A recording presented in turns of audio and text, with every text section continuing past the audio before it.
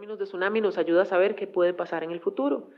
Sin embargo, nuestro país tiene una historia muy corta, una historia humana relativamente corta. Sabemos además que los primeros asentamientos después de la época de la colonia en Costa Rica estuvieron en el centro y no en la costa, y entonces tenemos muy pocos registros antropogénicos de lo que pudo haber pasado de tsunamis. Tenemos, por ejemplo, un registro en 1906 en Bahía Potrero, que se inundaron 2 kilómetros de playa, y es el primer registro que tenemos en la costa pacífica. En la costa caribe tenemos registros anteriores, 1798, pero aún siguen siendo muy pocos. Cuando eso sucede, uno puede ayudarse por los registros geológicos, que son capas de sedimentos que los tsunamis dejan cuando inundan la tierra, y estas capas de sedimentos a veces se preservan durante muchos años y pueden ser luego identificadas como capas de sedimentos dejadas por tsunamis y diferenciadas de aquellas que fueron dejadas por tormentas o por oleajes extremos. Hay ciertas características que las diferencian. Entonces, el tema que viene a presentar la profesora Eli hoy es sobre cómo encontrar registros geológicos o qué importancia tienen los registros geológicos de tsunami en la identificación de lo que pasó antes y de lo que podría pasar en el futuro. Para Costa Rica es un tema muy importante y desde el programa ROMAC esperamos poder establecer futuras colaboraciones con la profesora Eli para investigar más de este tema en el futuro en nuestro país.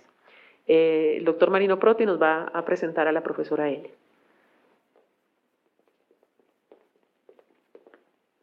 Buenos días, muchas gracias por la asistencia y el interés en este tema.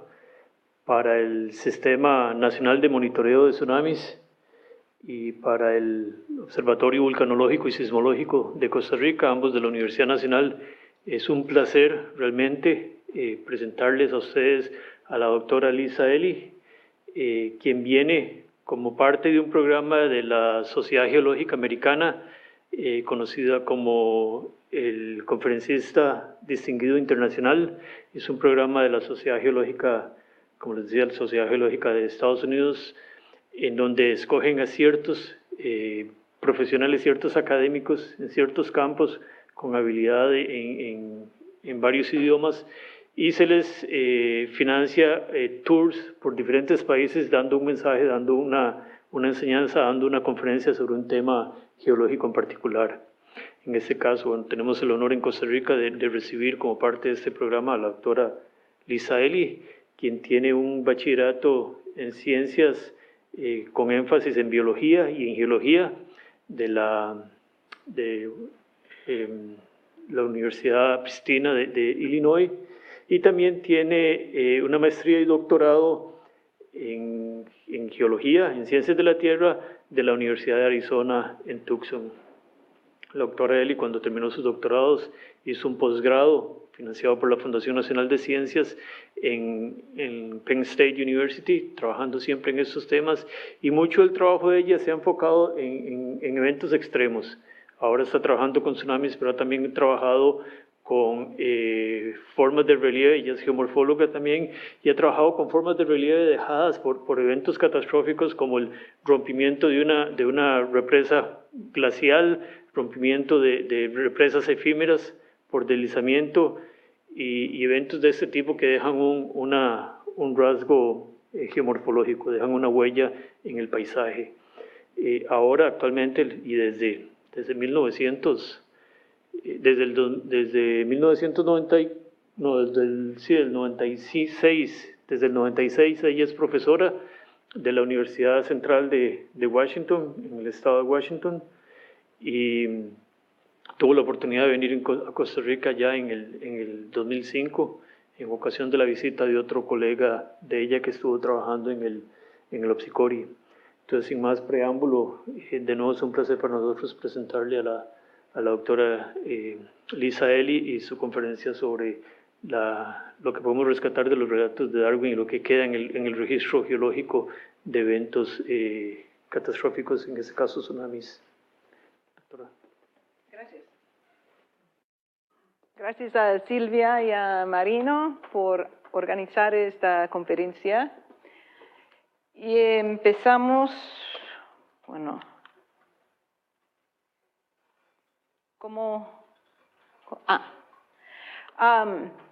hoy voy a decirles algunas historias, 3 historias. Okay. Whoops. Ok. Primero, lo que voy a presentar es una colaboración de muchos investigadores, estudiantes, profesionales de muchos países, de Chile, de los Estados Unidos, de Inglaterra, y es una colaboración largo, bueno y grande. Y voy a decirles 3 historias hoy. La primera es una historia del viaje de Charles Darwin en el barco Beagle en Chile, o mundial, pero yo voy a contar sus observaciones geológicos en Chile, porque Darwin era inicialmente un geólogo. Los biólogos quieren Darwin por ellos, pero él era geólogo y voy a hablar de sus observaciones geológicas. Y vamos a continuar con la historia de, seguir, no seguir, muy sensitivo. Ok, de seguir los pasos de Darwin hoy, en Chile, nuestras investigaciones de terremotos y tsunamis en Chile y también la evolución de las ideas geológicas de Darwin hoy día. Y la tercera historia es de la historia de la tierra, de los sedimentos y las rocas y qué podemos aprender de ellos, de los riesgos y peligros de tsunamis y terremotos en el futuro. Ok, ahora. Bueno, vamos a empezar con una explicación muy general de las causas de terremotos y tsunamis. Y posible que la mayoría de ustedes ya saben eso, pero yo quiero empezar con todos en la misma página. Bueno, en una zona de subducción, la placa del océano baja debajo de la placa tectónica del continente. Y cuando se rompen, producen un terremoto. Y si hay un cambio vertical debajo del océano, hay un tsunami también, una ola grande. Y voy a tratar de hacer una animación. Yo no sé, ¿es posible apuntar? Eso para hacer la animación en la computadora. Sí, gracias. Ok. Vamos a ver qué pasa cuando, este es muy rápido, pero la placa del océano, bajo de la placa continental, y aquí están pegados. Y hay 2 cosas que causan la subducción. La placa del continente se pliega como eso, y eso hace mucho tiempo, después de mucho tiempo. Pero también hay un movimiento durante el terremoto, y vamos a ver eso cuando ocurre el terremoto acá. Entonces, hay movimiento del continente muy gradual sobre mucho tiempo, como eso, pero también durante el terremoto hay movimiento muy rápido y también una ola del tsunami del océano hasta la costa. Ok. Ejemplos de tsunamis recientes en diferentes partes. Este es el tsunami de Japón aquí y de Sumatra en 2004. Y el tsunami, la ola del tsunami llega como un muro de agua. No es como las olas en la playa que suben y bajan, pero un muro muy grande y muy largo. Y por eso puede traer sedimentos, árboles, todo en su paso para llevar a la costa. Bueno, ok. ¿Por qué estudiamos Chile? Chile tiene una zona de subducción tectónica muy larga. La costa de Chile es como 4,000 kilómetros.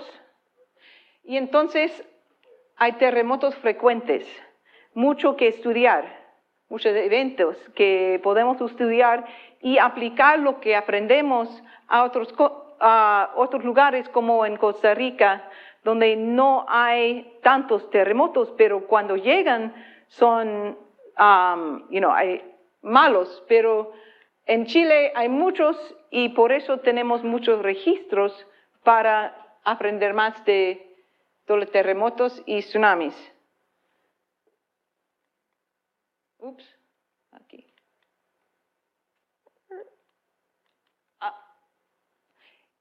Y una cosa muy importante de Chile es que hay un registro histórico muy largo y nosotros podíamos comparar los cuentos históricos con la geología para aprender más de los depósitos de los tsunamis, cómo están, dónde están. Entonces, yo voy a hablar de la comparación de los registros históricos y los registros geológicos. ¿Y qué podemos aprender de los dos juntos? Okay.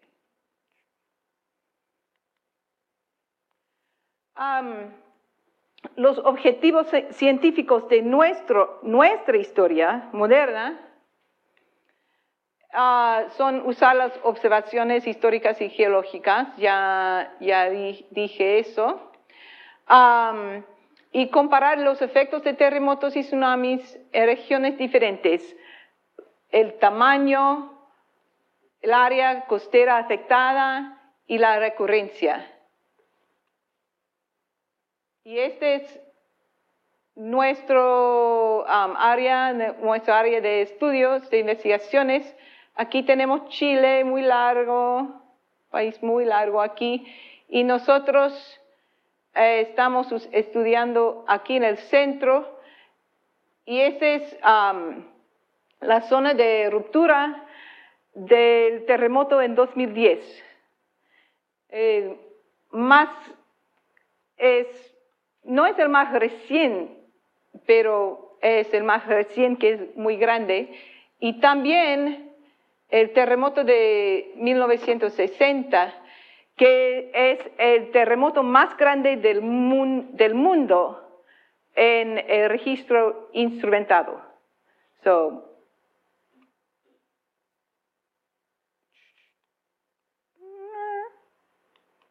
we go. Entonces hay muchos terremotos y tsunamis históricos en esta región. Okay. Aquí en el norte, casi cada 100 años, un terremoto de la zona de subducción con tsunami, incluyendo de 2010. Y en el sur hay otros históricos, incluyendo de 1960, y nosotros fuimos a buscar los depósitos en la zona entre las dos regiones para saber cuáles dejan depósitos en esa zona. Nuestra teoría es que solo los más grandes del norte y del sur van a dejar depósitos aquí.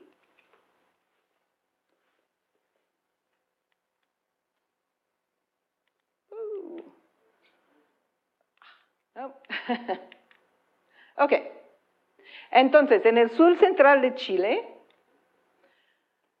hay cuentos de terremotos y tsunamis desde 1570 y estábamos buscando, inicialmente, al principio estábamos buscando evidencia geológica del tsunami que observó Charles Darwin en 1835. Porque cuando llegamos a empezar esta investigación en 2009, era un año antes del evento en 2010. Y ese evento fue el más reciente en ese momento. Aquí tenemos la ciudad de Concepción, Chile. Y esa es Concepción después del terremoto de 1835. Estos daños son del terremoto porque Concepción está adentro. No llegó el tsunami hasta Concepción.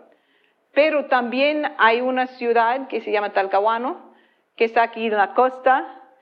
Y Talcahuano estaba destruido por el tsunami de 1835. Y también aquí tenemos Talcahuano después del tsunami de febrero 2010. Hay la Armada de Chile está en Talcahuano y habían muchos daños en la Armada y aquí en la costa. Bueno, la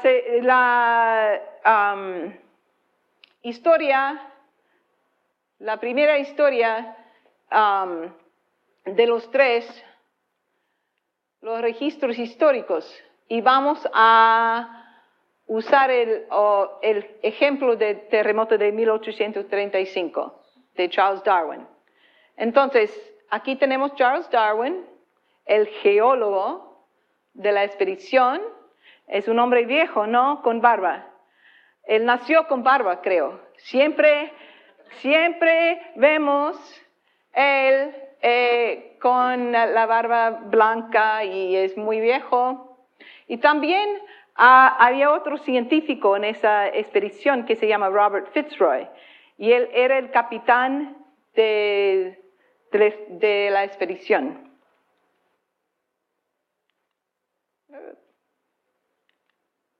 Pero, el Darwin del viaje del Beagle no es ese Darwin.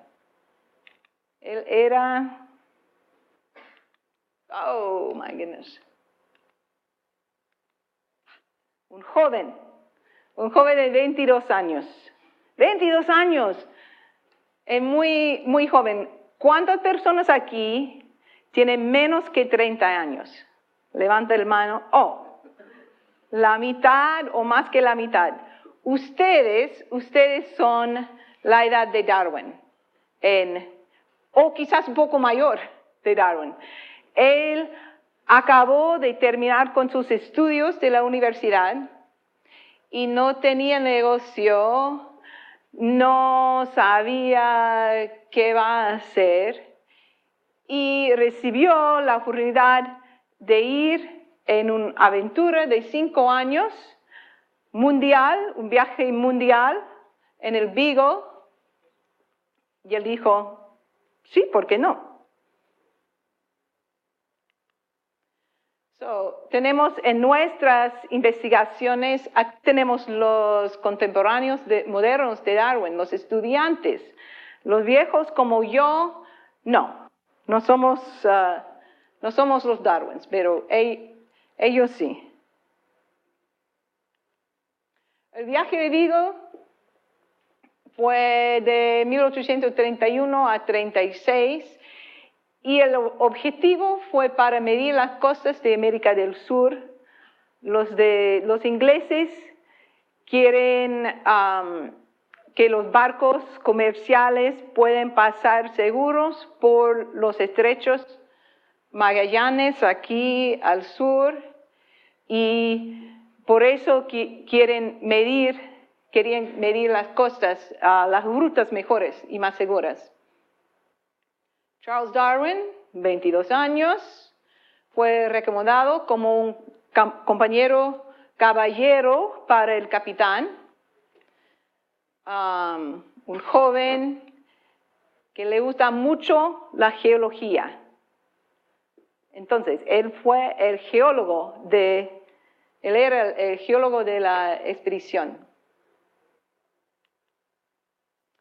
Tenemos aquí el barco del Beagle en los estrechos Magallanes, en el sur de América del Sur, glaciers y muy peligrosos, muy difíciles. Ahora tenemos un barco turístico que hace el pasaje, el viaje en 10 días muy cómodos. Yo estaba en el avión, en el asiento al lado de una mujer que va a viajar en ese barco. Aquí tenemos el barco del Beagle, la cabina de Darwin aquí, que compartió con muchos mapas, fue la sala de cartas, también otra persona, y sus 300 libros que él llevó en la expedición.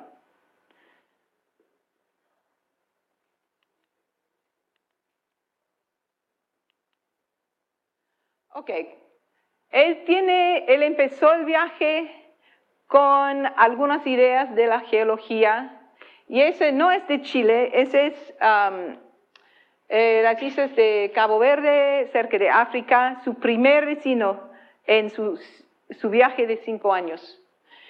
Y Darwin estaba pensando en la geología y él escribió: la geología me gusta mucho y quizás yo puedo escribir un libro en la geología de este viaje.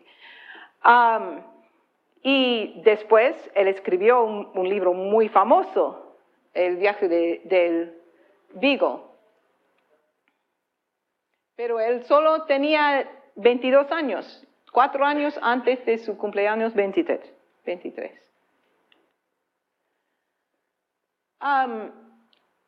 Después de algunos años en ver la geología de América del Sur, él tenía 3 ideas de terremotos y tsunamis que son importantes, y nosotros hoy vamos a seguir sus ideas hasta la época moderna para ver cuáles han cambiado y cómo son sus observaciones hoy. Y él tenía las ideas de 3 cosas ocurren juntos en un sistema geológico: un tsunami, actividad volcánica, y no vamos hoy a hablar de eso porque no tenemos un tiempo, y también levantamiento de la tierra. Él observó que estas 3 cosas ocurren juntos durante un terremoto.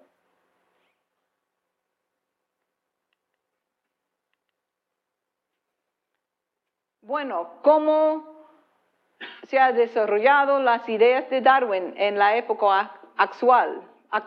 Los tsunamis, los cambios verticales de la tierra, y para nosotros, ¿cómo podría la información histórica mejorar nuestra comprensión de terremotos y tsunamis y los riesgos?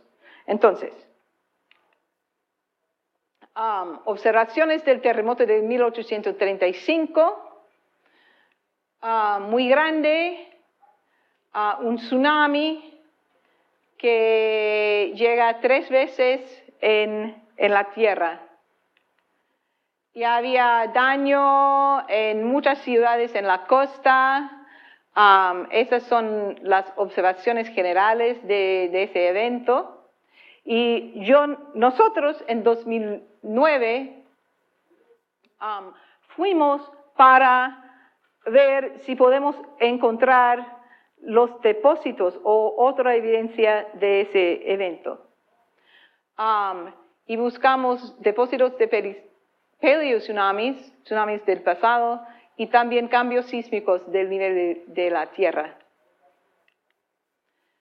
Bueno, la evidencia geológica de tsunamis, algunas cosas generales es que no todos los tsunamis dejan depósitos. Y eso es muy importante cuando estamos usando el registro geológico para saber más de las características de un tsunami individual, que es posible que todos no dejan un depósito. La formación y la preservación de un depósito depende en arena. Hay que tener arena disponible. Si no hay arena, no va a ser depósito. Morfología del sitio. Hay lugares para proteger los depósitos. Y las características del tsunami mismo, el tamaño, velocidad, y al fin, protección del depósito de erosión después. Tenemos que tener todas esas cosas o no vamos a tener un registro geológico. Y si hay un depósito, este tsunami o una inundación del río o otro proceso, tenemos algunos criterios para identificar los depósitos de tsunamis. Un contacto inferior muy abrupto, un cambio muy abrupto en el tipo o tamaño de los sedimentos. El depósito mismo es muy tabular, muy extensivo, y más fino hacia la tierra, desde la costa hacia el dentro. Algunas veces hay clastos, hay pedacitos del suelo de abajo entre el depósito.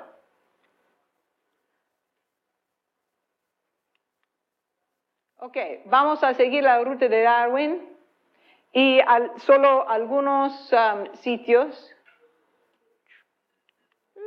Empezamos en el pueblo de Coliumo y aquí Fitzroy escribió que había en 1835 un tsunami de 4 metros. También en 2010 había muchos daños en Coliumo y el otro pueblo allá que se llama Dichato.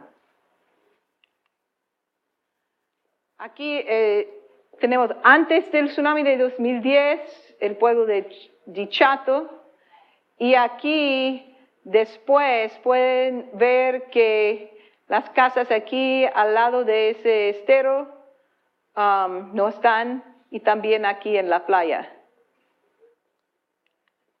Entonces fuimos a buscar la evidencia. Coliumo es un valle muy estrecho. Sabemos que en 2010 la elevación del tsunami era más que 10 metros, pero había erosión en el fondo del valle. Aquí, antes había un lugar bajo, no sabíamos de qué fue, pero después de los 2010 había más erosión aquí y ahora pensamos que es posible que esa fue erosión del tsunami en 1960. Pero en 2010 había depositación en los lados del valle y erosión en el fondo. Y por eso, aquí tenemos un depósito, pero está aquí en el cerro, no en el fondo. Por eso, porque es un valle estrecho, no hay buena evidencia geológica de paleotsunamis, de tsunamis del pasado, en ese lugar. Entonces, Kolyumo, había tsunamis allá en 1835 y en 2010, pero no hay depósitos. Seguimos a otra bahía aquí, cerca de la ciudad de Concepción, que se llama San Vicente. Y había un tsunami allá en 1835, que es bueno, también en 2010. Y encontramos capas de arena que pensamos que son de tsunamis.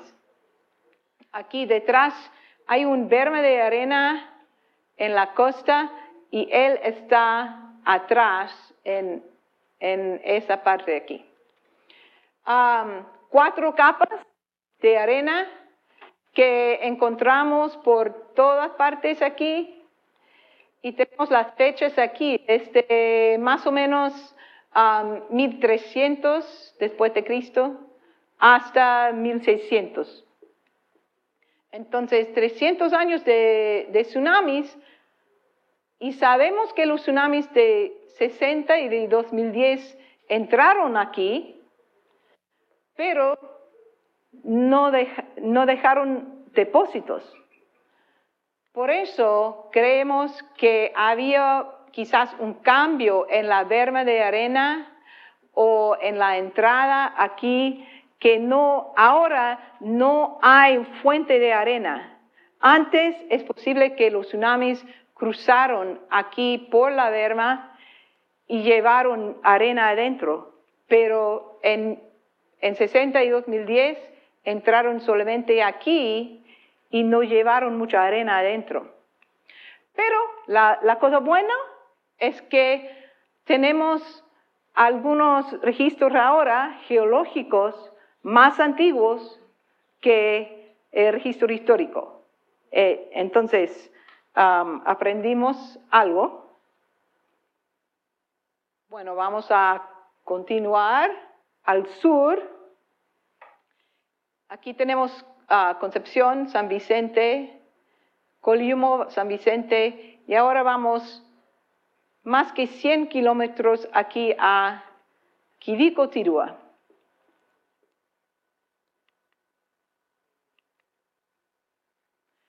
En 1835, en esa isla aquí, había cazadores que dijeron que había unas olas en la tsunami y ellos estaban aquí con su barco en una isleta al sur de la isla Mocha.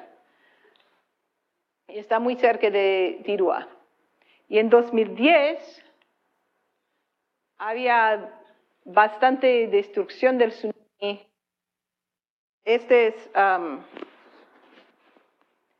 Son los límites de inundación del tsunami de 2010 y tenemos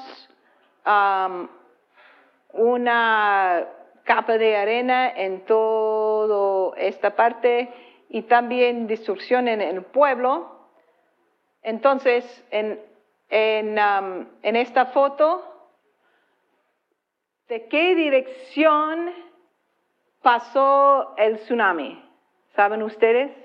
¿De izquierda a derecha o al revés? ¿Quién cree de izquierda a derecha? ¿Algunos? That would be this one. ¿Y el otro de derecha a izquierda? Algunos. Aquí, porque todos rompieron en esa dirección, es una indicación de que la ola pasó de su izquierda a la derecha. Ok, en la próxima foto tenemos nuestro hotel de 2009 en este sitio. Ok, 2009 en mayo de 2010. Mira los árboles, mismos árboles aquí. Bueno, no hay hotel, pero hay una capa de arena para estudiar. Esa es la zona de mareas. Entonces, cada día, dos veces por día, la marea llega hasta aquí. Entonces, nosotros tenemos que trabajar en las horas y el agua sube hasta el cuello y tenemos que salir y regresar el próximo día.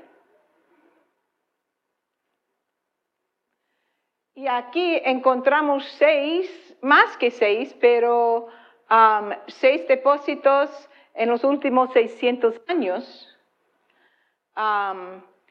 Puede ver aquí 4 de los más arriba y 2 más abajo. Entonces,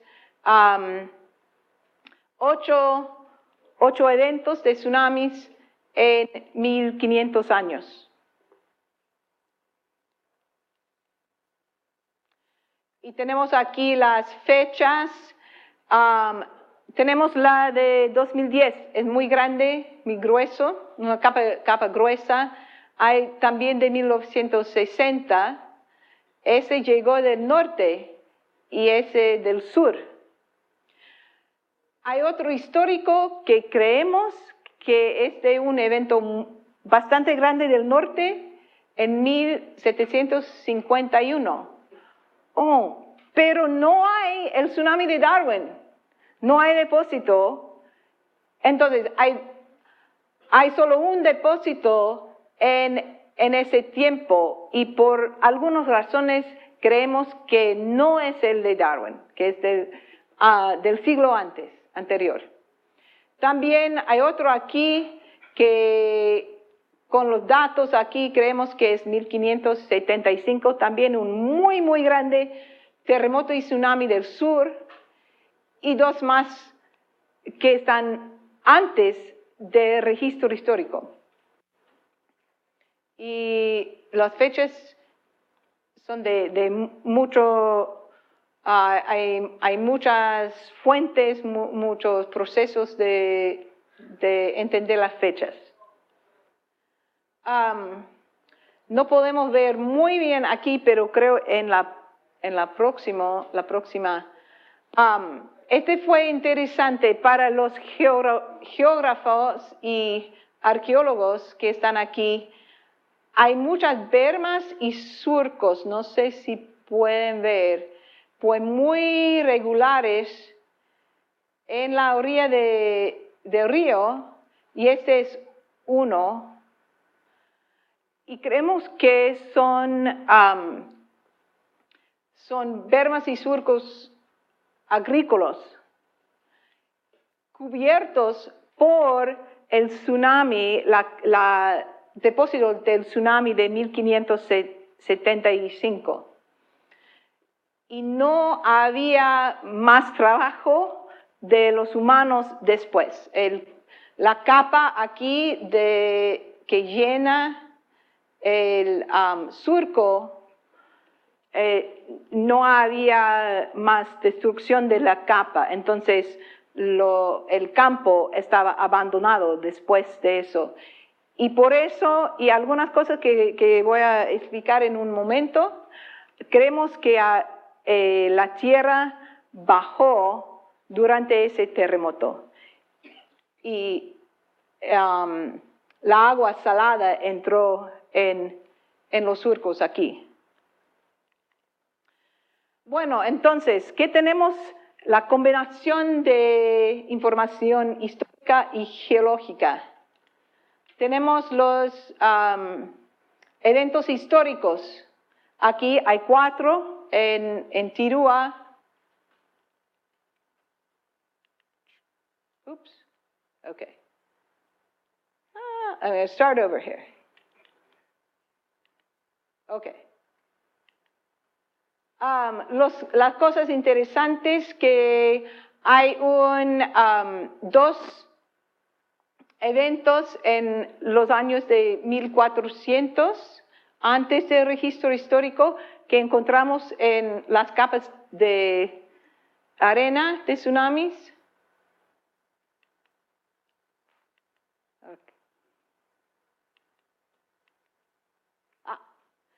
Ok, 2, ese es el segundo. También un depósito en los años de 1300 hasta 1300, 1400 después de Cristo. Y encontramos evidencia aquí en el norte y también otras investigaciones de otra gente en el sur. No sabemos si es el mismo evento, pero en ese siglo hay un evento muy grande en el sur y posiblemente en el norte, y vamos a continuar con los estudios para saber si hay más evidencia aquí en el entremedio para aprender si es un evento muy grande de toda la región o 2 eventos que están cerca en el mismo siglo. Bueno, ahora, ¿qué hacemos ahora con los tsunamis? La dirección de nuestros estudios ahora es modelación de los depósitos de tsunami y tenemos una prueba con el tsunami de 2010. El proceso es empezar con los parámetros de la ruptura, una simulación del tsunami y una comparación con los niveles del agua en la costa.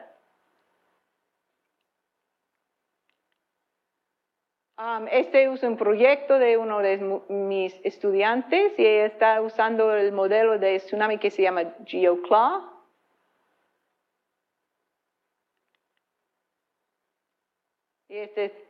Entonces, ese es el modelo del tsunami de 2010 en Chile. Ella hace una comparación con la simulación del modelo y el nivel del agua en la costa aquí.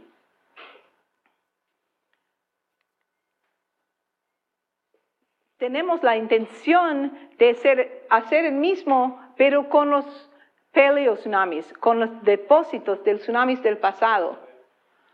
En ese ejemplo vamos a comparar simulaciones de tsunamis del modelo con la evidencia de las capas de tsunamis, por ejemplo, en un lugar como Tirúa. Y tenemos aquí un ejemplo de cómo intentemos de hacer eso, pero ahora solamente es un plan, no es actual.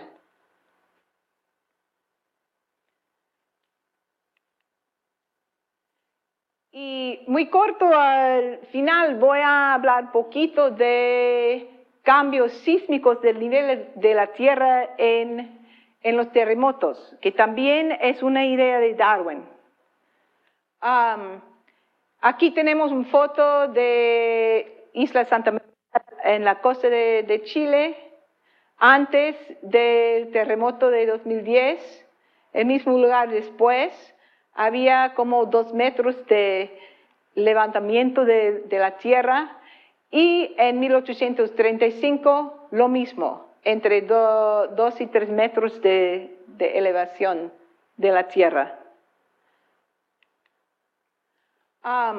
Con los depósitos del pasado podemos usar fósiles en los sedimentos para ver cambios ambientales en los sedimentos. Si las diatomeas vivían en un ambiente más salado, más marino, y si había un levantamiento cosísmico, el agua, el ambiente de los sedimentos va a cambiar a más dulce, menos salado. Y habrá diatomeas diferentes, de especies diferentes. Y podemos ver en todos los sedimentos los cambios. Esos son cambios de diatomeas más marinos y más frescas, en agua más dulce. Por ejemplo, tenemos aquí con los surcos y bermas agrícolas, en 1575 había un cambio desde más fresco hasta más salado. Había una subsidencia de la tierra. Y en otros lugares, en otros tiempos, había un levantamiento desde más marino hasta más salado o fresco, dulce. Entonces, con eso podemos saber más de los terremotos, de los tipos de cambios en la tierra. Ups. Ok. Entonces vamos a regresar a las ideas de Darwin, del levantamiento de la Tierra. Y recuerdan que él pensó que había tres cosas juntas, un tsunami, actividad volcánica y levantamiento de la Tierra, juntos en un terremoto. Y él tenía mucho interés en el levantamiento de la tierra. Esos son terrazas marinas, que es de uno de sus libros en la geología de Sudamérica, de Darwin. Este es en enero de este año. Las terrazas, es un poco difícil ahora saber dónde están las terrazas, porque hay muchas casas por todas partes, pero aquí hay casas blancas en una terraza y casas rojas en la terraza más alta. Y en algunos lugares tenemos las terrazas sin casas y podemos ver muy bien, por ejemplo, este es la terraza más alta de Darwin. Entonces, él hizo observaciones de terremotos. Uno, que el mar retrocede antes de la ola del tsunami, que había un levantamiento de la costa durante terremotos. Él hizo mediciones precisas, muy precisas, de la altura de las terrazas y descubrió que en las terrazas más altas hay conchas de moluscos extintos y en las más bajas, conchas modernas, de moluscos modernos. Y por eso él llegó en sus ideas que ya, ya discutimos. Pero ya sabemos que la formación de las terrazas y montañas es un poco más complicado que pensó Darwin, que también hay compresión horizontal y se pliega las rocas para elevar las montañas. Hay fluctuaciones en el nivel del mar y también cambios isostáticos. Entonces, ¿cómo es la evolución de las ideas de Darwin? Sí, movimientos submarinos causan tsunamis. y terremotos causan levantamiento de la tierra, pero las montañas derivan su elevación más con el movimiento tectónico de las placas horizontal y no durante los terremotos. Pero ahora tenemos algunas teorías que Darwin no tuvo. Por ejemplo, tectónicas. Él no sabía nada de tectónica y no tenía en su mente una idea del proceso de movimiento horizontal. Tampoco él no sabía nada de eras de hielo, de glaciers muy grandes en los continentes que puede causar fluctuaciones del nivel del mar mundial. Entonces, sus observaciones, la cosa que todos los Darwins de hoy, ustedes jóvenes, deben recordar es que si hacen observaciones muy buenas y si tengan cuidado con sus observaciones y sus cuadernos del campo y del laboratorio, esas observaciones son buenas para siempre. Son sus observaciones y nosotros podemos usar las observaciones históricas de Darwin y de otros para siempre. Las ideas cambian, siguen evolucionando porque hay nuevos descubrimientos científicos y vamos a cambiar las ideas científicas. Eso es bueno para los cientistas porque tenemos un negocio, tenemos algo que hacer si las ideas cambian, pero las buenas observaciones son eternas, son para siempre.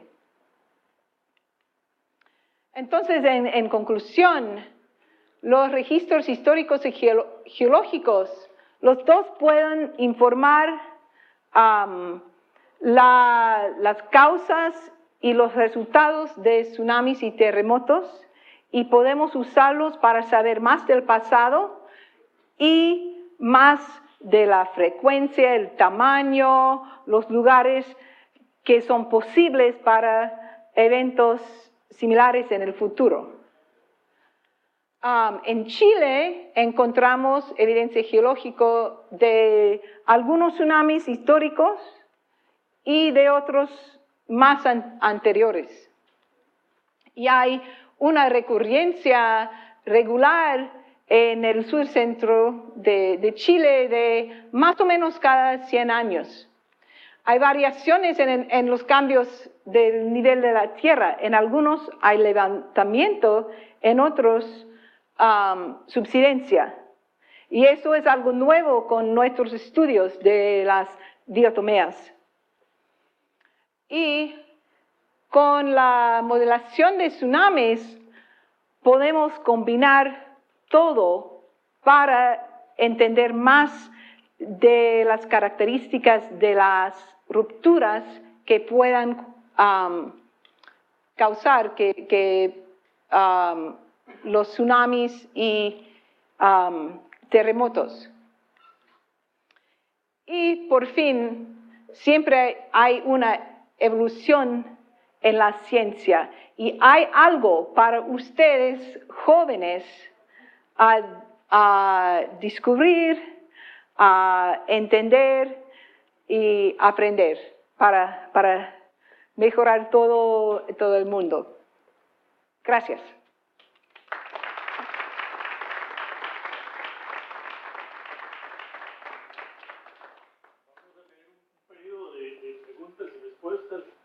Sí les pediríamos que hagan la pregunta bien despacio para que lo pueda seguir la doctora Eli. Y si no, yo podría entonces ayudar un poco. Sí.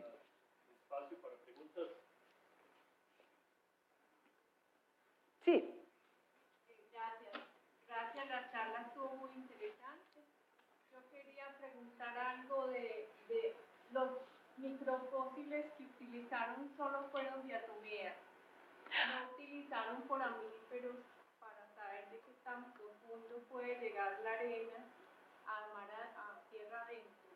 Nosotros solo usamos diatomeas, pero sí hay investigaciones con foraminífera y tsunamis. Pero los expertos que están trabajando con nosotros conocen las diatomeas, entonces eso, pero sí, foraminífera. Y una cosa en que puede usar la foraminífera es dentro de las capas de arena para saber si llegan de muy profundo en el océano, es más probable que son de tsunamis y no porque la diferencia entre tsunamis y tormentas es un problema en lugares con tormentas tropicales, como creo en Costa Rica.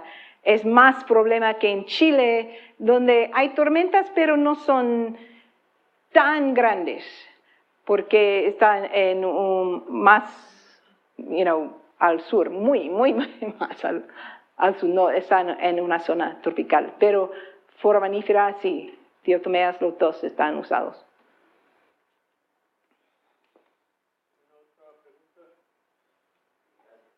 Excelente la charla, muchas gracias. Con respecto a los tsunamis, hay una relación directa de factor megaterremoto, digamos, en cuanto a escala, o igual podría suceder en terremotos de baja escala, un tsunami. Sí, más o menos. Si hay una ruptura muy grande, como en 1960, hay un tsunami en muchas partes. Pero también con eventos más pequeños, pero que todavía son grandes, depende mucho en la batimetría de cada región. Por ejemplo, en 2010 había un pueblo aquí sin daño, 2 kilómetros más al lado, en la costa, completamente destruido. Entonces, es muy importante la geomorfología de la costa y también las olas. Hay una refracción de las olas y por eso no va a ser los mismos efectos en cada lugar, en cada evento. Sí. Sí, puede ser un terremoto que no tiene un efecto sísmico, pero es posible crear un tsunami. Gracias. ¿Cómo identifican cuando los depósitos, como síndico, ahí vienen del norte o provengan del sur en las muestras encontradas? Nosotros usamos la relación, es particular en ese lugar, que en los registros modernos hay levantamiento con los terremotos del norte y hay subsidencia con los terremotos del sur. Y con la combinación de los fósiles que dicen si había levantamiento o subsidencia, y nosotros hacemos la interpretación que el tsunami es del sur o del norte. Pero con los tsunamis del pasado solo está la relación en el registro histórico y moderno que aplicamos al pasado. No estamos seguros.